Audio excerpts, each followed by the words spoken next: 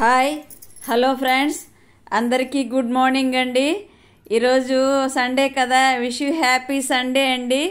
ఈరోజు అయితే నిన్నంతా నేను ఏ పనులు చేయలేదండి, ఖాళీగా అటు ఇటు గడిపేశాను. ఈరోజు నిన్న ఫ్రిడ్జ్కి మామూలుగా శనివారం అయితే ఫ్రిడ్జ్ క్లీన్ చేస్తానండి వీలున్నప్పుడంతా. అలా నిన్న క్లీన్ చేయలేదు, బాగా గాబరాగా ఉందండి. పిండి అంతా రాలి పడిపోయి గందరగోళంగా ఉంది. ఈ మధ్య పిల్లలు వచ్చింది, అస్సలు క్లీన్ చేయలేదు.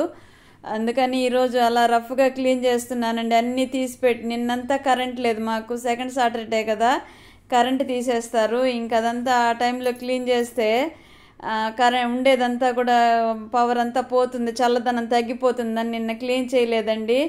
ఈరోజు అయితే నీట్గా క్లీన్ చేద్దామనేసి మొదలుపెట్టాను. టిఫిన్ అయిపోయిందండి. ఇదంతా శుభ్రం చేసిన తర్వాత వంట చేయాలి. మీరైతే ఏం చేస్తున్నారు? అందరూ కూడా హ్యాపీగా ఎంజాయ్ చేస్తున్నారా? సండే కదా, అన్నీ లేట్గా అవుతాయి కదండి సండే అంటే. నాకైతే రొటీన్ అండి, మరీ నేను చేసుకోలేనంటే గమ్ముగా అక్కడ పడేసి గమ్ముగా వచ్చి పడుకుంటాను. తర్వాత ఓపికన్నప్పుడు లేచి వంట చేస్తాను అంటూ ఉంటా ప్రతి పూట. నా వల్ల కాదు, నేను చేయలేను, బయట నుంచి తెచ్చుకోండి భోజనం అంటాను. మళ్ళీ రొటీన్గా టయానికి చేయాలనిపిస్తుంది, లేచి వచ్చి చేసేస్తూ ఉంటాను. ఎంత హెల్త్ బాగలేకపోయినా మరీ ఇదైతే మాత్రం తప్పదు. ఎప్పుడో రేరు, సంవత్సరానికి 2 సార్లు 3 సార్లు అలా బయట నుంచి తెచ్చుకొని తింటారు మా వారు. పిల్లలు ఉంటే మాత్రం నాన్ వెజ్ అవి బయట నుంచి బిర్యానీలు అవి తెచ్చుకొని తింటూ ఉంటారు. మేమిద్దరం ఉంటే మాత్రం ఎప్పుడు నేనే ఎంత బాగలేకపోయినా ఉట్టి రైసు పెరుగు పచ్చళ్ళు వేసుకొని అయినా తినేస్తూ ఉంటాము.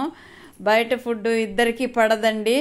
ఇదిగోండి బియ్యం నానబెట్టేశాను, పప్పుచారు చేస్తున్నానండి. ఆంధ్ర స్పెషల్ పప్పుచారు, చాలా బాగుంటుందండి ఇది.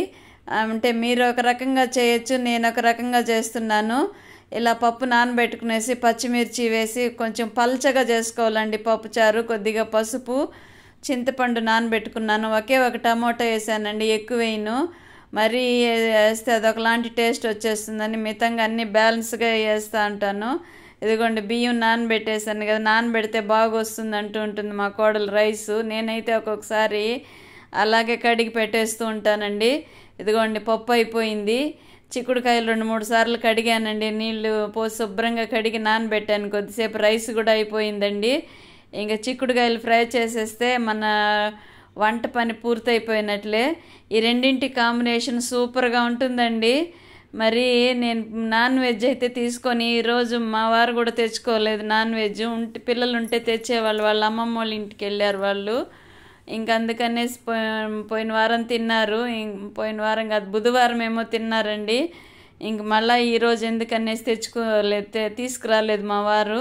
ఇదిగోండి చిక్కుడుకాయలు కూడా ఫ్రై చేసేస్తున్నానండి. ఇలా పోపు పెట్టేసుకొని చిక్కుడుకాయలు డైరెక్ట్గా వేసేసి ఉప్పు పసుపు వేసేసామంటే త్వరగా ఉడికిపోతుందండి. సిమ్లోనే పెట్టామంటే నీళ్లు పోసి ఉడకబెట్టి మళ్ళీ ఫ్రై చేయాల్సిన అవసరం లేదు. ఇంతకుముందు కూడా మీకు ఒక వీడియోలో చెప్పున్నాను. ఇలా చేసామనుకోండి, అందులో విటమిన్స్ ఏమీ పోవు, అందులోనే ఉండిపోతాయి. ఉడకబెట్టి మళ్ళీ కొంతమంది ఎక్కువ నీళ్ళు ఉంటే వంచేసి చేస్తూ ఉంటారు. నాకు అలా ఇష్టం ఉండదండి.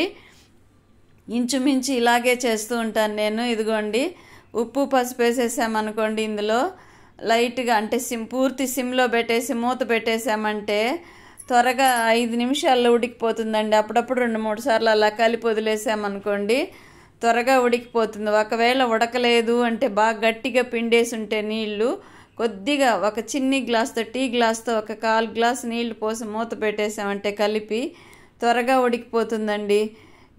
కొంచెం ఎండినట్టుగా ఉంటే ఆ నీళ్ళు తప్పనిసరి, ఫ్రెష్గా ఉన్నాయంటే అవే ఉడికిపోతాయి. ఇదిగోండి ఆనియన్స్ పప్పుచారు పోపు పెడుతున్నాను. ఆనియన్స్ అయితే కొంచెం కచ్చా పచ్చాగా ఉండాలండి, మళ్ళీ ఉడుకుతుంది పులుసు.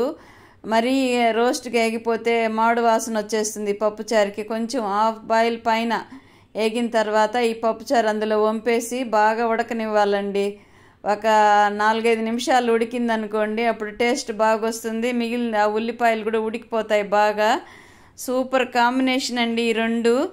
ఒకసారి మీరు ఇలా ట్రై చేసి చూడండి. నచ్చినట్లయితే తప్పకుండా ఒక లైక్ చేస్తారని ఆశిస్తున్నానండి. ఫ్రై కూడా అయిపోయింది చూడండి. వేరుశనగకాయల పొడి, కారము, కొద్దిగా సాల్ట్ వేసానండి. సూపర్గా ఉంటుందండి. నచ్చితే ఒక లైక్ ప్లీజ్.